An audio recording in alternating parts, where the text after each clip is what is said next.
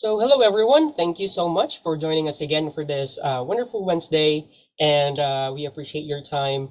And also, we actually hope to deliver you two new wonderful topics from our two great speakers that are here with us today, and also giving us their time and their knowledge. And aside from that, is their experience along with that information. So we call the Let Us Talk It Zipinar as we try to zip in two wonderful topics in just 1 hour to save your time, but also increase the knowledge that you have. And we aim to create an informed and empowered community through this platform. So Let Us Talk It is being hosted by Cogent IBS, who's behind the is creating this informed community, and the leader actually initiated this is Srini, who is here with us. Thank you so much, sir. And for the first topic that we will be discussing today, it says embracing emotions at workplace. So here we will learn about striking a balance between embracing emotions at workplace and seeking help to handle emotions when needed. And to deliver this topic is April Strong, who is a life coach and helping women going through confusing life situations or emotional pain to rediscover themselves and gain clarity by focusing on personal growth. She helps clients feel more confident, courageous, and reconnect with their inner strength. So, without further ado, let's hear the topic of embracing emotions at workplace from April. Hi, Phil. Thank you so much for inviting me, and thank you for that introduction. So yes, like Phil said, this is what I do as a living. I help working women professionals. In fact, women starting from the age of 20 to 45, going through any emotional pain or confusing situations, have a better lifestyle and rediscover themselves. So today, what we are going to discuss is getting. Okay, so I'm sharing my screen. So yes, we are going to talk about embracing emotions at workplace and also to identify when we seek help. And whenever we seek help, we want to go out there and just go ahead and get it, right? That is the goal that we are going to focus on. So there is a myth around emotions at workplace that they don't belong at workplace, that emotions don't belong at workplace. A lot of times we hear people say that we need to keep our professional lives and our personal lives separate. It's almost like, we expect ourselves to have a switch, like as in we enter a door and we can just switch ourselves off and then we come out of it and we can switch ourselves on. But that's not how emotions work. And that is not how emotions need to work. Research says that we are human beings and feeling feelings is just a part of being a human being. And it helps us connect with other people much better when we are being emotional. So when we take off our professional masks and we are human with our colleagues, it helps us build trust. It helps us connect with them at a much deeper level. But is that always what we want to do? Not really. Although we want to connect with them, we don't want to be oversharing. So there is a thin line between being human, being vulnerable, and being overly vulnerable. And we almost never want to bridge this, especially at workplace, because that's going to cost us a lot. Now, what happens? There's a thin line that exists between sharing, because sharing will always build trust. But when we cross that line and we start oversharing, it is going to destroy that trust and it is going to make everybody uncomfortable with whatever they're sharing. Because just imagine if someone comes and tells you something very personal, you wouldn't know how to react, how to empathize, especially at a work situation. And the same thing happens to someone else when we are doing it. So that's something that we want to be wary of, that we don't want to give them more information than we bargained for in the first place. So we want to strike a balance between being an over emoter and being an under emoter. Who's an under emoter? Under emoter are people who have a hard time sharing their feelings. And an over emoter is someone who wants to share everything. For example, if you had a rough day yesterday, let's say you were not feeling well, it's absolutely fine to go ahead and tell your friend, I mean, your colleague that, oh, I wasn't feeling too well, I had a headache. But to overshare what exactly happened, why it happened, and giving details that can be, a little uncomfortable for them is absolutely unnecessary. Now, these are things where we are talking about regular phases, which which are normal situations wherein emotions are just a part of your life, just a part of your daily routine, and how do you handle them? But what happens when your life circumstances are difficult and you have a problem that is going on mostly in your personal life? What happens at that point of time? What do you do at your workplace? Now, if you know that in most countries, there is a backup plan that when they know that you're going through depression or something, they'll ask you to go to a doctor. If you have the doctor's sign, then they will give you a break of a week, a break of 2 weeks, that you can take. But it's not necessary that you need a break at this point in time. What you really need could be support. And a break could actually be be more counterintuitive than you want it to be. So that is also something that people are researching on at this point of time. So when we talk about life circumstances that are difficult for us to generally cope up with, it could be a divorce, it could be a difficult breakup, it could be separation from children. There are many more reasons like loss of a parent, loss of a loved one, a family member, all of these life circumstances. Now we need to understand that for some people it could be okay. They're still able to handle themselves. They're still able to put themselves together. But for others, it's going to be absolutely very difficult. So the first thing that we want to notice is that if there is someone around us who's going through a very traumatic situations that is traumatic for them, then we need to address it. We need to be more empathetic and have them seek help. Now, what happens when you go through these life circumstances? There are some coping strategies that you can use yourself if you use yourself or other people can use it on themselves when they are going through these situations.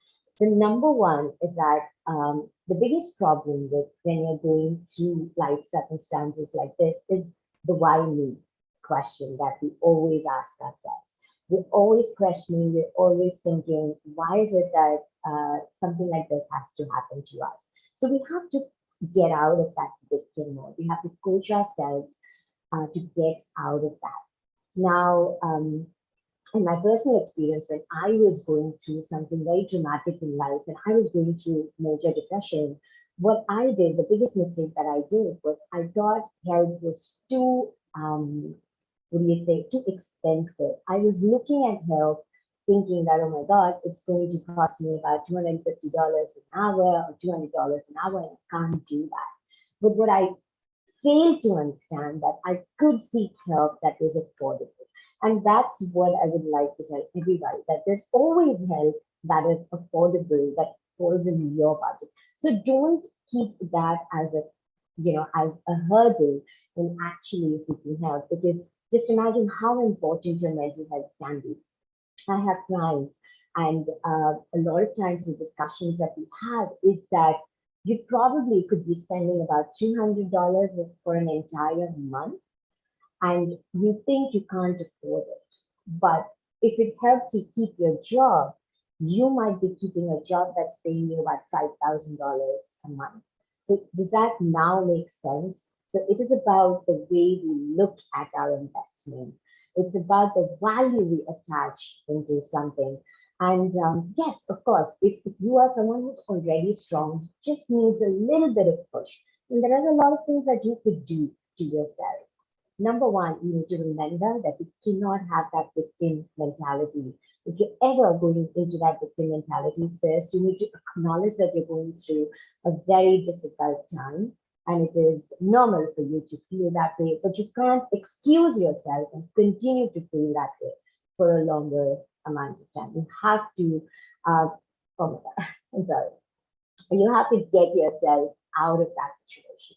Second, you need to define your why. See, a lot of times, if you have nothing to do, you don't have a why of why you want to try, why you want to do something. Your why could be something as significant as, if I don't go through this by myself, if I don't, thrive while I'm going through my divorce, then I could lose my job. And then I wouldn't have the money to neither pay the lawyer nor have funds for myself. So I have to do this. So you have to define your why. That why is it that you want your mental health to be okay when you're going through these life circumstances? What is it going to cost you? What is it? How is it going to impact you if you did not take care of yourself? That's one thing. And third, we all know that when people are going through these life circumstances, they behave irrationally, even with their colleagues. So if you're doing that, that's a sign that you need to be very careful. You need to, so if that happens in the beginning, you need to first flag your feelings. How do you flag your feelings? Let's say you are behaving in a certain way, like hammering a pencil on a table or fidgeting with something, or you have some responses in your body, and people are going to wonder that if they caused it. People are going to wonder that they upset you.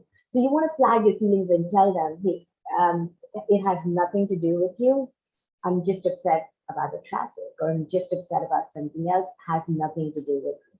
So you need to keep them out of it. Then you need to remember that a lot of times when we're going through these situations, you're going to be problem focused. You're going to be only thinking about what happened, what went wrong. And you have to change your focus to being solution focused. You need to think about what is it that you're going to do in this situation. Like, for an example, if you are going through a divorce battle and you're only thinking about what is my spouse going to say in the court, how is he going to, provide a certain evidence. If you are actually worried about that, then you need to be solution focused and think about what is your counter argument going to be. You need to strategize with your lawyer. You need to talk to somebody about it and get your solutions out there. Then comes self-compassion. This is the primary important factor, that you can't go on a guilt trip. A lot of times people just go on a guilt trip, they blame themselves for a lot of things. The first thing that you need to have is compassion for yourself, that whatever happened just happened, and you need to push through it and find ways to get yourself out of that situation. Then sorry.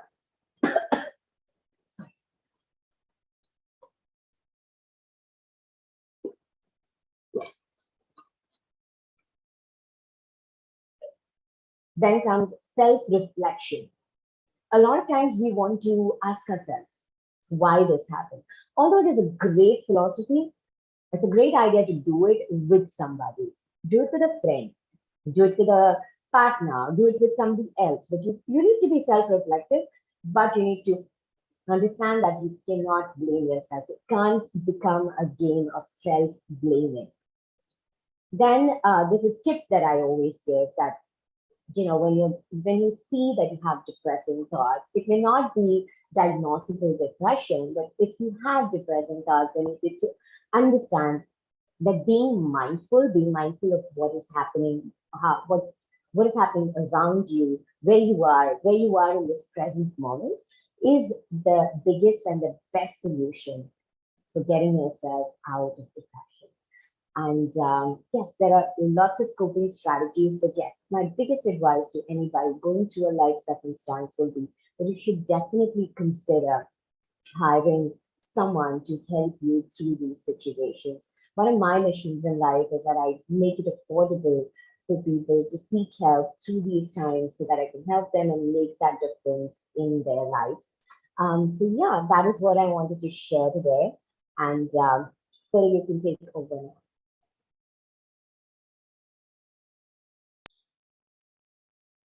Thank you so much, April, for that wonderful um, presentation that you have given regarding or talking about emotions. Really, emotions actually goes everywhere, so it makes us the vulnerable sometimes, and it makes us very strong most of the time. It depends on how you make use of it and take advantage, actually. So, Absolutely.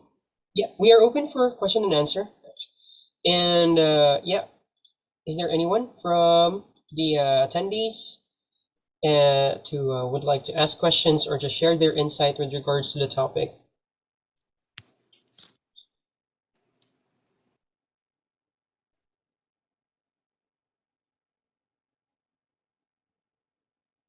Yeah, is Racha?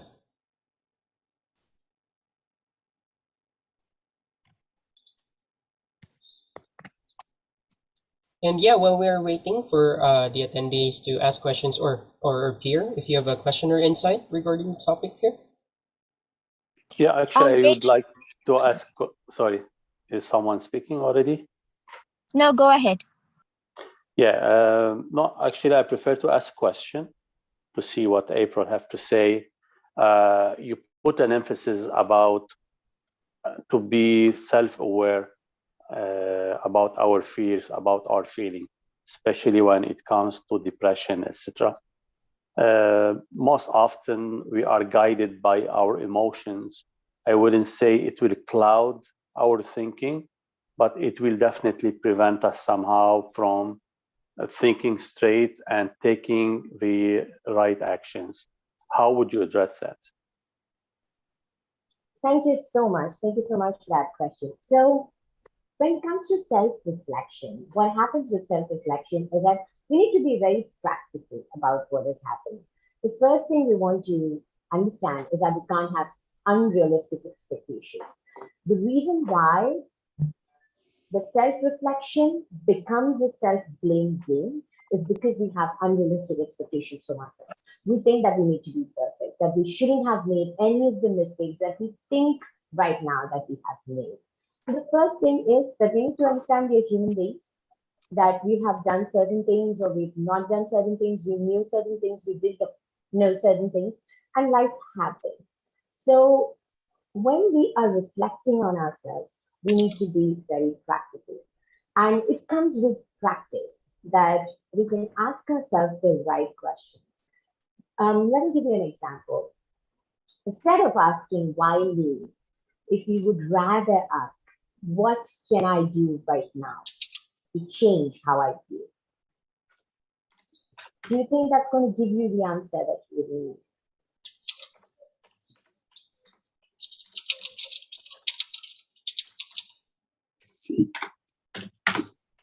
Does that make sense? I have to try. Yeah. Yeah. So basically, it all depends Yeah. on the kind of questions we ask, and the reason is the unrealistic expectation there. Did I answer your question? Do you have another question for me? No, it's definitely a trick that one might try. Okay. Yeah. Thank you. Hi, this is Shita. Thank you so much for your share today, April. I really enjoyed it. And I completely agree with it. And it brings to me, to my mind, the forgiveness aspect. I think we're very hard on ourselves and on. Right. Absolutely, Sheetal. That's one thing that we need to understand. So, when it comes to actually going through this, I recommend journaling a lot of times, and this helps everybody. Although a lot of people say that they're not used to journaling, but when it comes to me and a lot of my clients, we do journaling, and it helps you process your feelings. It also helps in strategic thinking. When you write down whatever you're feeling, you're able to actually come up with a solution.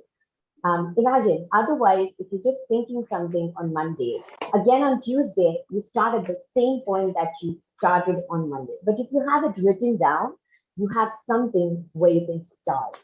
You have a starting point that's not from the day before.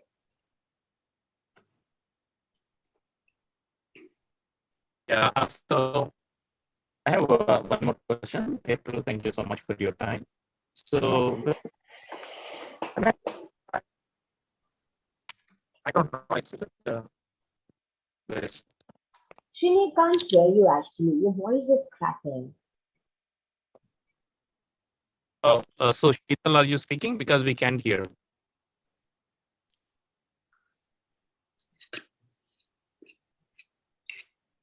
Meanwhile, yeah, let me ask this question because we're not able to hear anything. So when I socialize with any fellow CEOs, some other leaders, it doesn't seem like all are giving equal importance to such an important topic. Is there anything that you are doing or your experiences when you're dealing with the C-level executives on how to bring more awareness or how to make them aware of that? Yeah, that's my thing. Okay. So if I understand your question right, let me first check. So you're saying that when it comes to leaders and CEOs, when you talk to them, it doesn't feel like they give a lot of importance to emotional intelligence. Is that what you're asking? That how do we make them aware of it?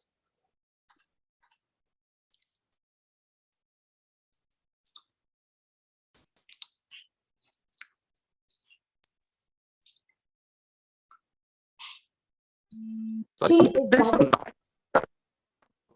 phone, I think. I'm not sure whether I'm the only one that is listening to it. Yeah.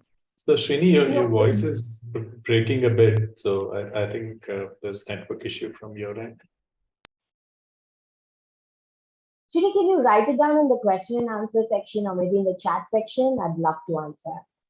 Yeah, I Okay. think he's driving. Yeah, he's driving. Not sure if he can do that. Oh, okay, okay. So let me guess his question and give you an answer about what I think. So what I think he's trying to ask.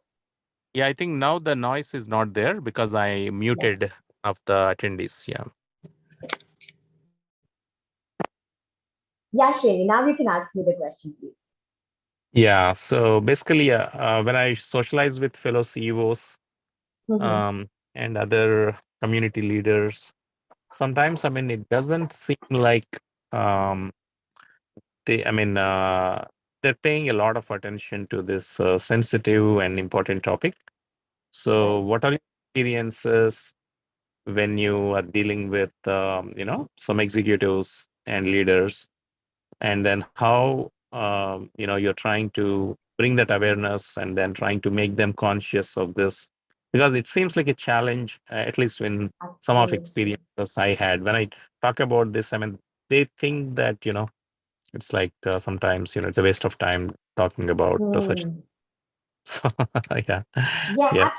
actually, Shani, I would first accept what you're saying. Absolutely, what you're saying is so true, and I'm so glad you brought this up. Because if you look at it, even when you look at coaching, okay, if you notice, whether it's the biggest of the biggest platforms like TrueHub, BetterUp, Sounding Board, all of these platforms are only focusing or mainly focusing on executive coaching. They're mainly focusing on leadership coaching. So it almost kind of subtly brings a point that they want all of these people to perform their work better. It almost has that underlying meaning that they want to impact the performance, and that's what they really care about, not really the mental health aspect of people. That's my personal take on this. But I had a discussion about this with a couple of people, and they all seem to believe the same thing, that there's more awareness that is needed. That maybe an executive coach, if I'm hiring an executive coach to help me, it is definitely not going to the root cause of the problem. He's telling me, okay, maybe how am I going to perform better? How am I going to be more productive? How am I? Maybe that coaching session brings out that. But what about why am I not able to perform? While I was probably your best employee 3 months ago, maybe something happened in my life. Maybe I'm going through something that is very difficult for me to deal with.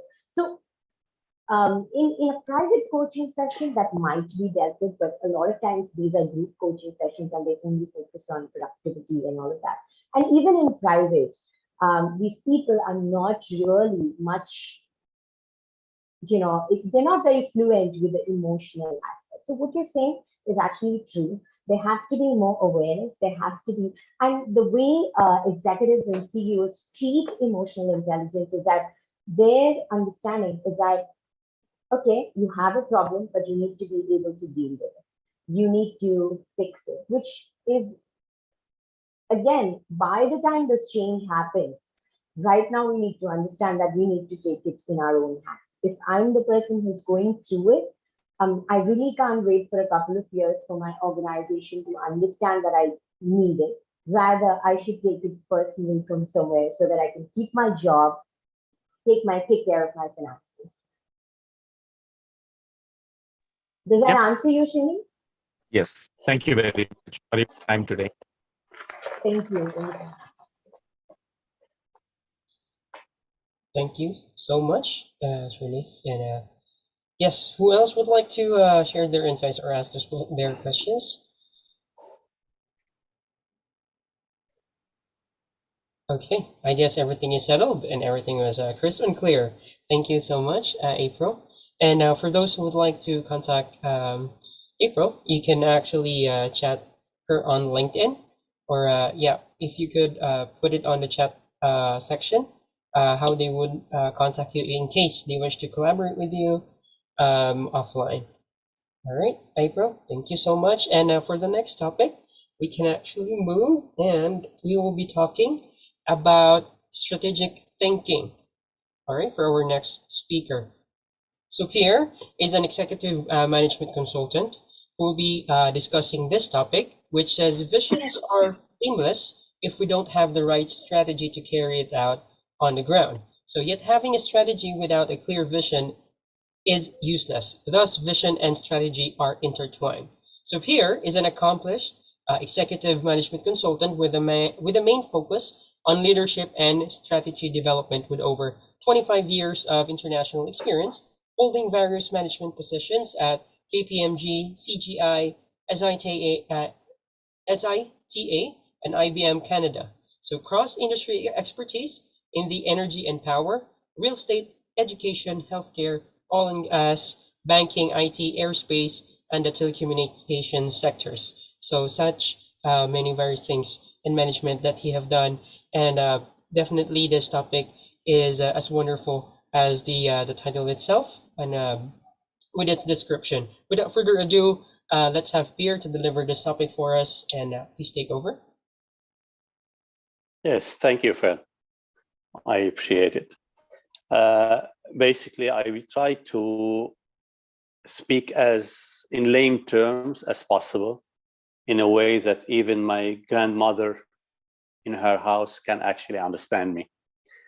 I try to avoid jargon and complex issue when it comes to strategy.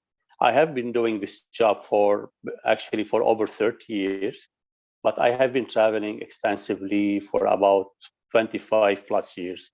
I was fortunate to have worked on site and lectured at various events, university, client in 73 countries so far, including Mumbai.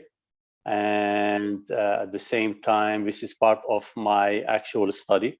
I studied for my doctorate degree at Bradford back in 2006, which was also related to strategic thinking. What I came to realize after having worked in various industries for various employers, as you noted, I am a previous director at KPMG, IBM Canada, and in various industries, that when it comes to strategic thinking, it doesn't matter what country you're in, the color of your skin, what's your cultural or educational background. Basically, it boils down to the same mindset. So you could be anywhere on this planet. People are exactly the same. Either they apply strategic thinking as part of their habit. It's like mindset, actually. It's not something that you go and buy out of the shop, or simply they get in the habit of reacting to events. Now, why this is important? Many people ask me this question in terms of, you're talking about strategic thinking, you're talking about leadership, you're talking about strategic planning. Yet, I'm not an organization, I'm just a simple person. The reality is, whether you are an individual or an organization, it really makes no difference. If you break down the process of strategic thinking for a human being or for an organization, you will be astonished how similar they are. I would venture and say they are 100% the exact same thing, except on one hand, you're developing a human being. On the other hand, you are developing an organization. And in order to succeed on both fronts, we need to develop this habit of strategic thinking.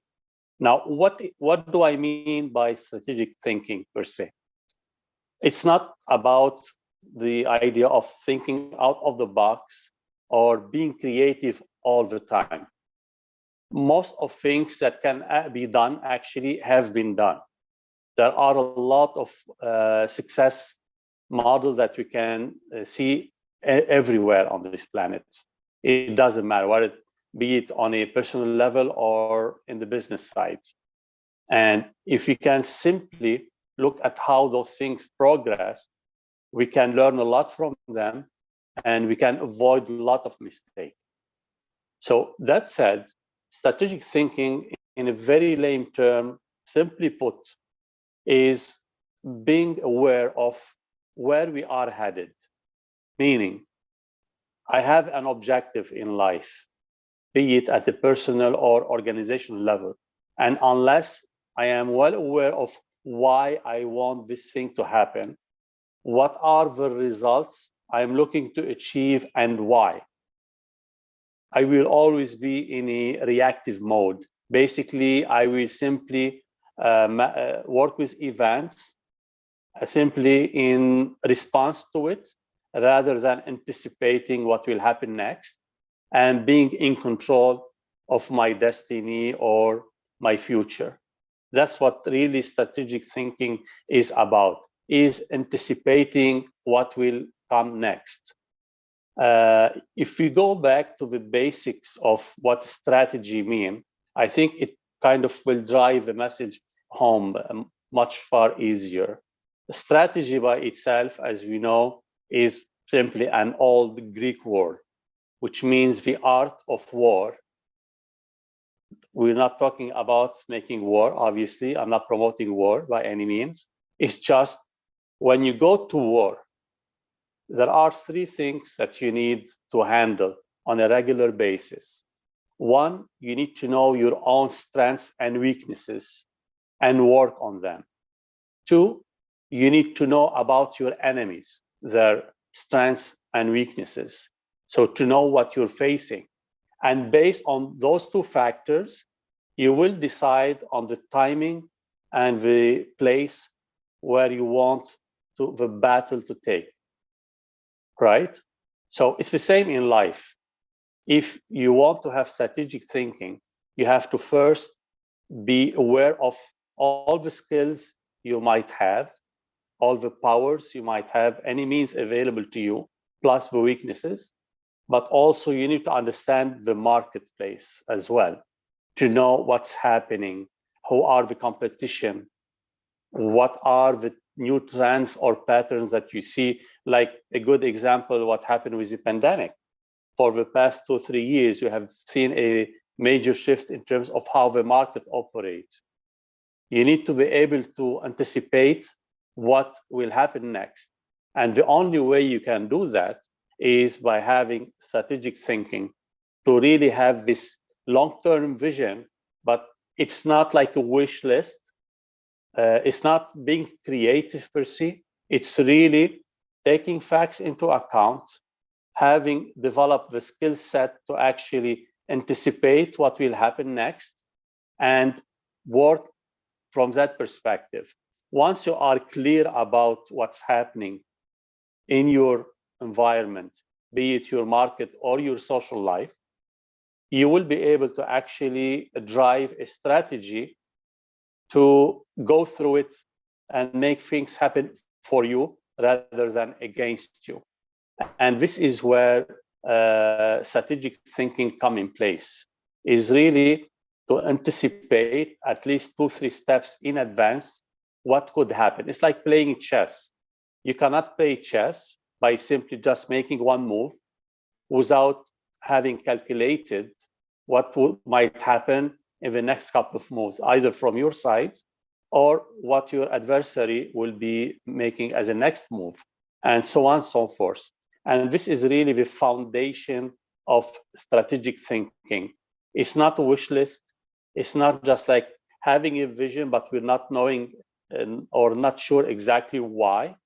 We know exactly where we're headed because we decided to go this heading. This is the direction we wanted to go. And our strategic thinking will help us to actually get there.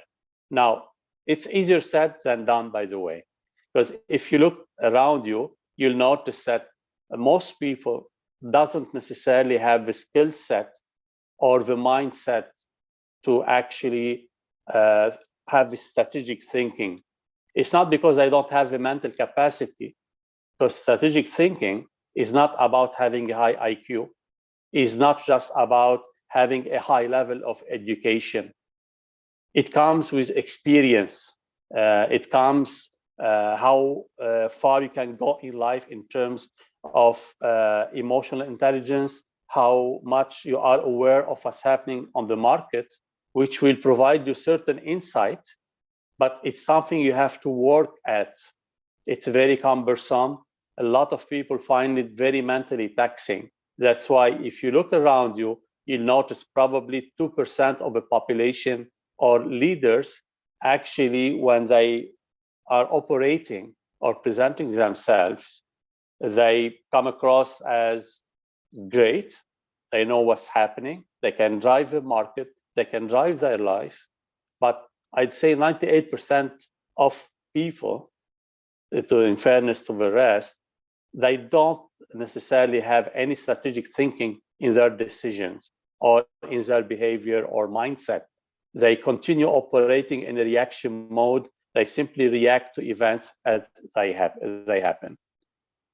That's on the mindset part in strategic thinking. Of course, you cannot just have a clear vision. It doesn't suffice to know exactly what will happen next if you don't have the discipline or the tools to actually devise a strategy that will help you get from A to B. So getting from A to B by itself is a challenge for most people. And this takes a lifetime achievement to actually develop the tools, the skills, the mindset, the attitude to be able to actually go through any challenge you might have, and for this strategic thinking element to become part of our second nature. It's something you wake up with eventually. Everything you see around you, you will approach it, whether you want or not, as a strategic initiative. Anything you do, you will use it as a platform in order to project yourself into the future and to build on such momentum, rather than simply just we do something, we're happy we succeeded, but initially we didn't actually have any agenda or any motive to do it. We succeeded. Now what can we do with it? In most cases, we're done and we say, oh, that's it. What should I do next? It's just an accomplishment, but it doesn't get us anywhere. That's not strategic thinking. That's just in a reaction mode. I will stop at this point. If there is any question. All right, thank you so much for delivering us that information with regards to the strategic thinking here. And now, yes, we are opening the question and answer for each attendees, and those who are in this platform, you can put it in chat, or you can just open your mic to interact with the speaker.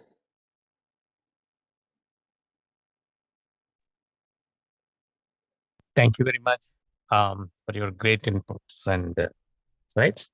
So do you want to elaborate about any specific case studies that you worked with, or how it was like from how you helped you or your organization helped the other organizations or individuals moving from as is to be, in terms of refining their strategy and direction? Yeah, sure. It will be a pleasure. part of my job as a practitioner in terms of leadership development and strategic planning, I do a lot of executive coaching. Actually, I humbly can say I was nominated one of the top executive coaches in Canada back in 2018. And this is an important part in my profile. A lot of executives, they get promoted to a certain level in an organization. But when we are promoted, there are a lot of challenges that come with it. We are used to do things in a certain way. We are used to other people at a higher level actually giving us certain information or certain guidance or certain support. And we just get used to the idea of executing a strategy without actually contributing to it. And a lot of people fail even when they get to the CEO level, because on the one hand, if let's say if you are a CFO or a CIO or any acronyms you might think of, and you got promoted to a CEO. And in some cases, actually, and I've seen it very often, people get brought in from other organizations without necessarily having experienced what it is like to be a CEO. And there is a reason why I focus on the CEO, not to undermine what the other CXOs are doing within an organization, but usually the most challenging position and the most challenging transition is for the CEO, because one day you have been for about 20, 30 years operating within your organization. You know everything there is to know about the organization, how to manage people. Suddenly you are the CEO. The CEO, generally speaking, their focus is almost 100% outward, outside the organization, not inside the organization, meaning they have to deal with the stock market, they have to deal with alliances, they have to deal with other executives from other organizations, and they have zero empowerment over them. A CEO can dictate to a CFO what to do, or CFO can do the same for his team, but he cannot do that with the market. So all of a sudden, you are faced with this challenge of, I want to take my organization in a different direction for whatever reason, or simply I want to improve it, but I don't know how to do it. And when you are overwhelmed with all those decisions you have to make, and all of a sudden you have to have like a different mindset or character, the most important components that an executive, especially at the CEO level, that would require to succeed, I would say, is coaching. And if I may, I don't want to trespass over my colleague April, what she said earlier. She was right about a specific element that many coaches don't tackle the personal level of an individual. It's not my case. I know a lot of successful executive coaches who understand that most of the problem an executive would face are not at the business level. Like as an executive coach, I rarely actually tell a CEO what to do in terms of business. I will help them be sure about their decisions, taking the right steps in terms of strategy, i.e., conducting market intelligence, knowing exactly what's happening on the market, what is the trend, what the organization can achieve. We can work together on that, but that's rarely the challenge. Most of the challenges for a new executive is in terms of a personal level, i.e., delegation, stress, how their family life is affected by becoming CEO, how their social cycle, because one aspect we always forget that when you move into the CEO level, whether you like it or not, even your friends change. It's inevitable. You cannot continue going with the same people that used to go with when you were a CFO. Probably they are mostly financial people, or CIO, probably mostly IT people. And to succeed, you kind of have to divorce a big part of your past if you want to succeed as a CEO, because now it's a new game and you need to be surrounded with people who are actually on the same journey or direction as you. And this is where my job as an executive coach and someone who is versed with leadership and strategy development comes in handy to help devise this strategy on a personal level as well as an organization level in order for this new executive, even seasoned one, the more success they are. A good example, you've been operating your organization in North America for 10 years as a CEO, and then suddenly you decided to go into Asia. It's a whole ball game altogether. Even if you are a seasoned CEO, you still need to have this strategic thinking. You need to adopt and change your mindset, your attitude. You need to be more multicultural, aware about how things happen. And I personally experienced this back in 2005. I was the director of advisory service with CGI in Toronto, in Ontario, Canada. And we had this major project for TD Bank in Mumbai. And we had to fly there, we had to work with executives. And believe me, everything I knew in my life suddenly doesn't matter anymore. I had to spend at least a full week just to get acquainted with the new culture so I can actually have a meaningful, positive contribution above and beyond the technical aspect of my business. So this is also probably I would put an emphasis on it. If you are to choose a coach to help you develop your strategic thinking capacity to be able to be a better at leadership and strategic planning development, it's very important that you find a coach, not just because he's executive coach. There is like 100,000 executive coach in Canada alone. So you have more executive coaches on the planet probably than you have doctors. No, you need to find someone who has been on the journey you are embarking on, someone who actually succeeded in what you are trying to do. Because this person will be able to use his coaching skills and relevant experience to help you maneuver around any hurdles you might face. Otherwise, you will both fail. It's like hiring a cardiologist to do as a pediatrician. They are both MDs, but they have different specialty.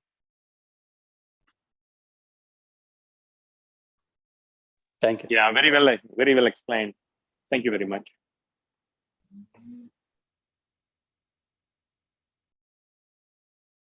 I love Indeed. the sense of humor Yes. you bring in. Yeah, I'm sorry, I interrupted. Yeah, are you asking a question, April? I was telling him that I love the sense of humor you bring in here, and also the comparison that you gave as soon as you started, saying strategic thinking for a company and strategic thinking for a person. I think that perspective is quite interesting. Namaste. Okay, perfect. So yes, anyone else who would like to ask their or like open up their mind with regards to the topic and the details discussed? Yeah, we have Raghu, we have Sai.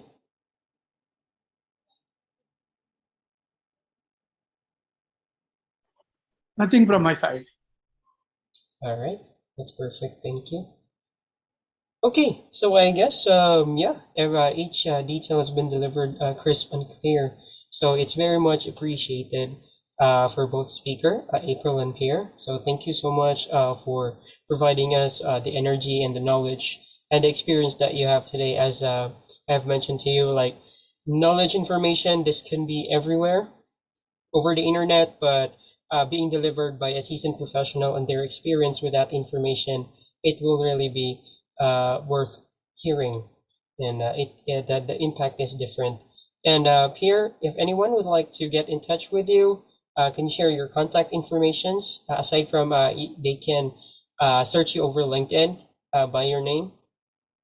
Yeah, it's very easy. If you go on LinkedIn, it's Pierre Hnoud, HNOUD, and I'm very easily, they can either add me or send me an inbox. That's probably going to be the easier way.